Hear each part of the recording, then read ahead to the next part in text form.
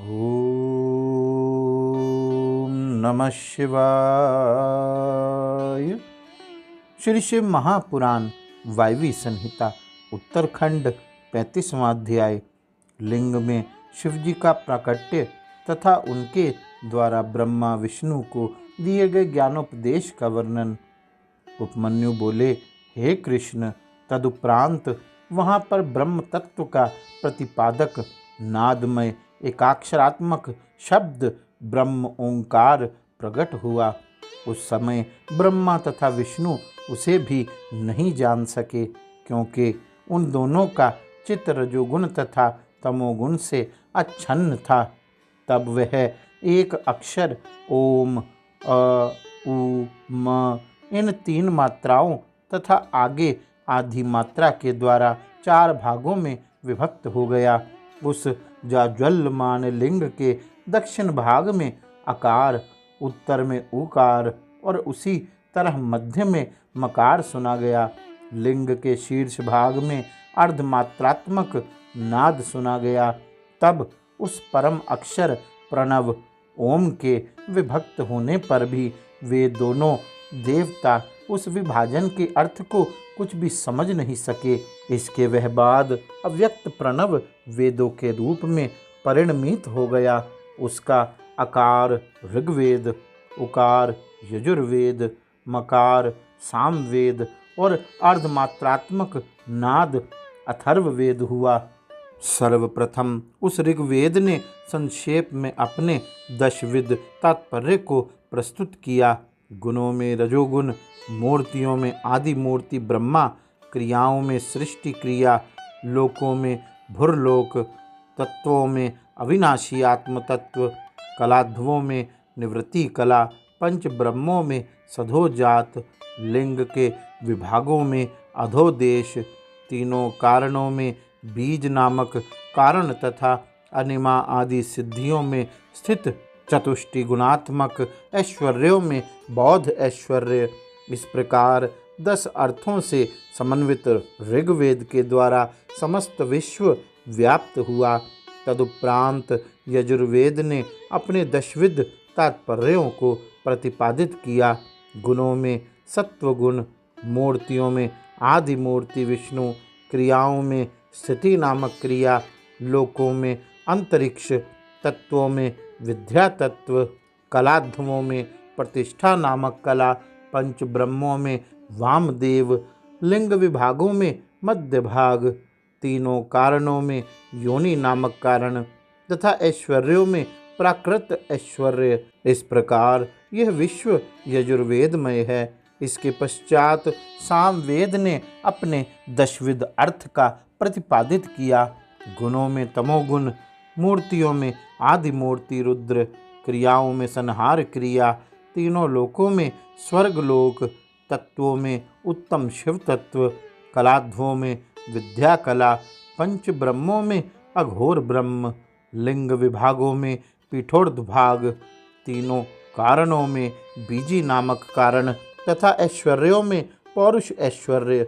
इस प्रकार यह विश्व सामवेद से अभिव्याप्त है।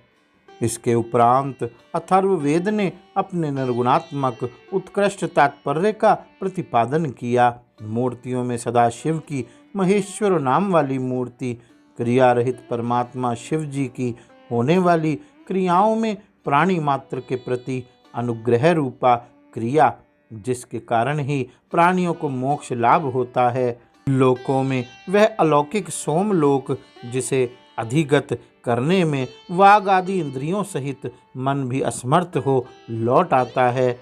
वह अलौकिक सोमलोक तो उन्मना लोक से भी ऊपर है, जहाँ उमा के साथ सांब सदाशिव भगवान ईशान नित्य विराजते हैं। उन्मना लोक के ऊपर विद्यमान उस लोक को प्राप्त हुआ जीव पुनः जन्म नहीं लेता।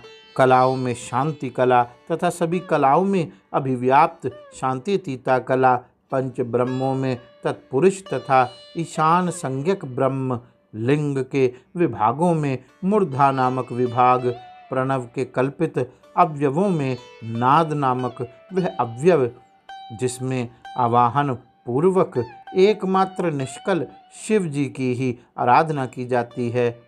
तत्वों में वह तत्व जो बिंदु से लेकर नाद तथा शक्ति से भी परे है, उस तत्व से भी परे जो परमार्थतः पर तत्व है और जो अतत्व भी कहा जाता है, माया के विशोभ से जो कार्य के जनक होते हैं, उन तीनों कारणों से भी वह अतीत है।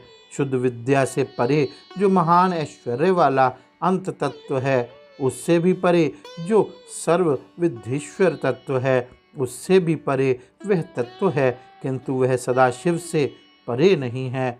सकल मंत्रमय देह वाले, तीनों शक्तियों से समन्वित, पंचमुख, दशभुज, सकल एवं निष्कल स्वरूप वाले, साक्षात परम देव से भी परे हैं। उनसे भी परे जो बिंदु तथा अर्धेंदु तत्व है और उनसे भी परे नाद नामक निशाधीश सोम तत्व है। नाद से भी परे सुष्मनेश तथा उनसे परे ब्रह्मरंध्रेश तत्व है। ब्रह्मरंध्रेश्वर से भी परे शक्ति तत्व, कुंडलिनी तथा शक्ति से परे स्थित जो शिव तत्व है, वह उससे भी परे है। भगवान शिव जगत के साक्षात कारण ना होते हुए भी वस्तुतः परम कारण हैं। उन्हीं को कारणों का आश्रय, ध्याता, ध्येय, अविनाशी, परम व्योम के मध्य में अवस्थित, परमातत्व से भी ऊपर स्थित, सर्वैश्वर्य संपन्न सर्वेश्वर, एकमात्र स्वयं ईश्वर रूप माना गया है। माया से जायमान अशुद्ध मानुषादि ऐश्वर्य से परे, अपर से भी परे जो षड्ध्वगोचर तत्व है, उससे भी परे जो शुद्ध विद्या से लेकर उन्मना पर्यंत व्यापक परात्पर तत्व है, जो परमोत्कृष्ट है, परमैश्वर्यमय है, उन्मना का भी आदि कारण तथा अनादि है, जो अनुलंघ्य है, नित्य, स्वतंत्र, समस्त विशेषों से विशिष्ट है तथा स्थिर है, वही परम शिव है। इस प्रकार इन दशविध अर्थों से समन्वित यह अथर्ववेद अत्यंत महनीय है तथा यह समस्त विश्व अथर्ववेद के द्वारा व्याप्त है। ऋग्वेद ने पुनः यह कहा है कि जीवात्मा या जगत की जागृत व्यवस्था का निरूपण मेरे द्वारा किया जाता है, क्योंकि मैं ही आत्म तत्व का सतत प्रतिपादन करने वाला हूँ। उसी प्रकार यजुर्वेद ने कहा कि जीवात्मा या जगत की स्वप्न दशा का प्रतिपादन मेरे द्वारा किया जाता है, क्योंकि मुझ में या कि मुझसे ही भोग्य रूप में परिणत हुई विद्या का अधिगम होता है। तदुपरांत सामवेद ने कहा कि सुषुप्ति नामक अवस्था का समग्रतया प्रतिपादन मेरे द्वारा होता है तथा तमोगुणाश्रयी रुद्र के द्वारा प्रतिपादित समस्त अर्थ मेरा ही कथन है। तत्पश्चात अथर्ववेद ने कहा कि तुरीय नामक तत्व तथा तुरीयातीत तत्व भी मेरे द्वारा ही निरूपित होता है। इसलिए मुझे अध्वातीत पद अर्थात अध्वातीत तत्व का प्रतिपादक भी कहा जाता है।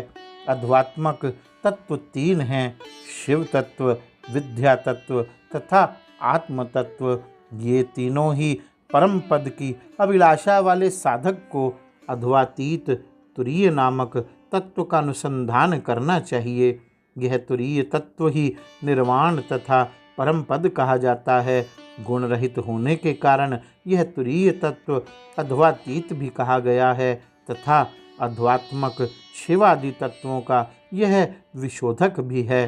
तुरीय तथा अद्वितीय शिव आदि इन दोनों के आविर्भाव का हेतु नाद है तथा नाद तत्व की चरम अवस्था ही मेरा स्वरूप है। इसलिए मेरे अनुसार स्वतंत्र होने से परमेश्वर शिव ही प्रधान तत्व हैं। इस जगत में जो कोई भी वस्तु है, वह सब गुणों की प्रधानता के योग से समष्टि अथवा व्यष्टि रूप में प्रणवार्थ कही जाती है। इसलिए यह ब्रह्म रूप एकाक्षरात्मक प्रणव प्रत्येक वस्तु का अभिधायक कहा गया है। यही कारण है कि इस समग्र विश्व की रचना ओमकार के द्वारा सर्वप्रथम भगवान शिव करते हैं। शिव जी प्रणव से अभिन्न हैं तथा यह प्रणव भी साक्षात शिव ही है। प्रणव वाचक है तथा शिव वाच्य है, क्योंकि वाच्य और वाचक में परमार्थतः भेद नहीं होता। भगवान रुद्र अचिंत्य हैं, क्योंकि वाग आदि इंद्रियां भी मन के साथ उनका अनुसंधान करने में असमर्थ होकर लौट आती हैं। वे रुद्रदेव तो केवल एकाक्षरात्मक प्रणव के द्वारा ही प्रतिपादित किए जा सकते हैं। प्रणव के अंतर्वर्ती अकार नामक एकाक्षर से आत्मस्वरूप ब्रह्मा का निरूपण किया जाता है। उकार नामक एकाक्षर से विद्या स्वरूप विष्णु का निरूपण किया जाता है तथा मकार नामक एकाक्षर से शिव स्वरूप रुद्र का प्रतिपादन किया जाता है। महेश्वर के दक्षिणांग से आत्मसंज्ञक ब्रह्मा का प्रादुर्भाव हुआ तथा उनके वामांग से विद्या संज्ञक विष्णु प्रकट हुए। उन सदाशिव के हृदय देश से शिव संज्ञक नील रुद्र का प्राकट्य हुआ। ब्रह्मा के द्वारा सृष्टि का प्रवर्तन हुआ और विमोहक विष्णु के द्वारा स्थिति कार्य संपन्न किया गया। रुद्रदेव ने सृष्टि का संहार तथा ब्रह्मा और विष्णु का नियमन कार्य किया। यही कारण है कि ये दोनों देवता जगत के कारण कहे गए हैं और इन तीनों कारणों के भी कारण शिव परम कारण कहे गए हैं। इस बात को बिना भली भांति समझे रजोगुण से प्रेरित होकर तुम दोनों ने आपस में वैर बांध लिया, अतः तुम लोगों को प्रतिबोधित करने के लिए मध्य में यह लिंग उपस्थित हुआ। इस प्रकार अथर्ववेद के द्वारा प्रतिपादित मत का समर्थन ओम कहकर सैकड़ों हजारों शाखाओं वाले ऋग्वेद, यजुर्वेद तथा सामवेद ने भी किया। स्वयं वेदों के द्वारा अपने श्रीमुख से इस प्रकार सुस्पष्ट रूप से कहे जाने पर भी उन दोनों देवताओं को स्वप्नकालिक अनुभूति के समान परम तत्व का निश्चय ना हो सका। तब वहाँ पर उनके अज्ञान का हरण कर उन्हें प्रबोधित करने के लिए वह वेदोक्त मत उसी लिंग में वैसे ही मुद्रित अर्थात अंकित हो गया। तब उन लिंगी भगवान शिव के अनुग्रह से लिंग में अंकित उस अभिप्राय का अवलोकन कर वे दोनों देवता शांत चित्त तथा ज्ञानवान हो गए। उस समय उत्पत्ति प्रलय षड्ध्वाओं का वास्तविक स्वरूप अद्वातीत श्रेष्ठतम परम पद में अधिष्ठित परम पुरुष निरुत्तर अर्थात सर्वातिशायी निष्कल ब्रह्म स्वरूप महेश्वर शिव, जो कि पशु पाशमय इस जगत प्रपंच के नित्य अधिपति हैं, जो सर्वतोभावेन भय रहित हैं, जिनके स्वस्वरूप में वृद्धि अथवा ह्रास रूप विकार नहीं होते, ऐसे बाह्य अभ्यंतर देश में व्याप्त, बाह्य तथा अभ्यंतर के भेद से रहित, सर्वथा समस्त अतिशयों का अतिक्रमण करने वाले, समस्त लोक से विलक्षण लक्षणों से रहित, अनिर्देश्य वाग आदि इंद्रियों तथा मन से ज्ञात ना होने वाले, ज्योति स्वरूप एक रस शांत प्रसन्न सर्वदा भासमान, समस्त मंगलों के अधिष्ठान तथा अपने सदृश महिमामयी परम शक्ति से समन्वित विरूपाक्ष भगवान शंकर को तत्वतः जानकर ब्रह्मा तथा विष्णु तब सिर पर अंजलि बांधकर भयभीत हो इस प्रकार कहने लगे। ब्रह्मा जी बोले, हे देव, मैं अज्ञानी हूँ अथवा आपको भली भांति जानने वाला हूँ, चाहे जो कुछ भी हूँ, पर प्रारंभ में आपके द्वारा ही उत्पन्न किया गया हूँ। यदि मैं इस प्रकार के भ्रम से ग्रस्त हुआ हूँ तो इसमें किसका अपराध कहा जाए। आपके समीप होने पर भी यदि मेरा ज्ञान रहता है तो रहे, ऐसा कौन है जो निर्भय होकर अपना अथवा पराया कृत्य बता सके। हे प्रभु, हम लोगों का विवाद भी मंगलमय ही है, क्योंकि देवादिदेव आप स्वामी का चरण वंदन स्वरूप फल इसी से मिला है। विष्णु बोले, हे देव, यद्यपि आपकी महिमा के अनुरूप स्तुति करने में वाणी समर्थ नहीं है, तथापि स्वामी के समक्ष सेवकों का मौन रहना भी तो अपराध ही है। इस अवसर पर क्या करना उचित रहेगा यह तो मैं नहीं जानता, तथापि जैसे तैसे प्रलाप करते हुए मैं आपको प्रणाम करता हूँ। आपने ही हमें जगत कारणता प्रदान की थी, परंतु आपकी माया से मोहित होने के कारण मैं आपको भूल गया। जब मैं अभिमानग्रस्त हो उठा तब आपने ही मुझे इस समय पुनः अनुशासित किया है।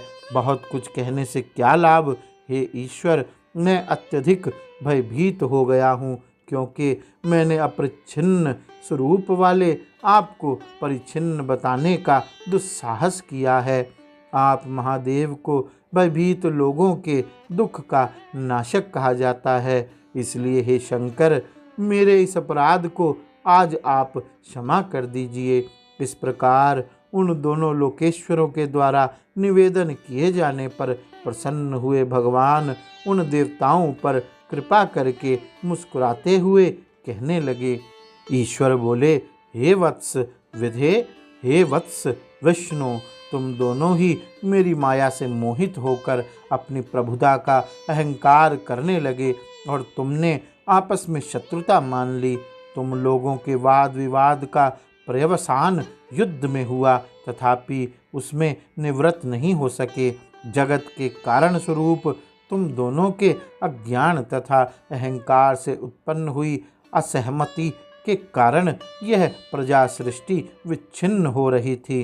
तब प्रजाओं के उच्छेद को रोकने के लिए इस समय मैंने लिंग रूप से लीला पूर्वक आविर्भूत होकर तुम्हारे अभिमान तथा मोह को निवृत्त किया है।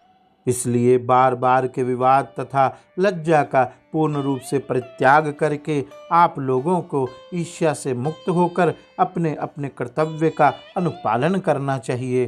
तुम लोगों की कारण तत्व प्रसिद्धि अर्थात जगन निर्माण आदि समर्थ्य की सिद्धि के लिए मैंने अपनी आज्ञा शक्ति के साथ पूर्व काल में समस्त ज्ञान राशि तुम्हें प्रदान की थी।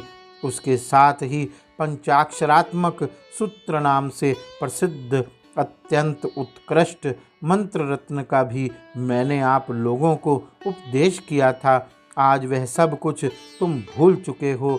अब मैं फिर से अपनी आज्ञा शक्ति के साथ पूर्व की भांति वह सब प्रदान कर रहा हूँ, क्योंकि बिना उसके तुम दोनों सृष्टि रचना तथा उसके पालन में समर्थ नहीं हो सकोगे। भगवान नारायण तथा ब्रह्मा जी से इस प्रकार कहकर भगवान महादेव ने उन दोनों को ज्ञान राशि के साथ पंचाक्षर मंत्र राज प्रदान किया। वे दोनों दिव्य परा महिमामयी माहेश्वरी आज्ञा शक्ति परमार्थ रूप मंत्र रत्न तथा समस्त कलाओं को प्राप्त करने के उपरांत देवादिदेव के चरणों में दंडवत प्रणाम करके निर्भय तथा आनंदमग्न होकर स्थित हो गए। इस बीच में आश्चर्यजनक इंद्रजाल की भांति वह भगवलिंग अंतर्ध्यान हो गया।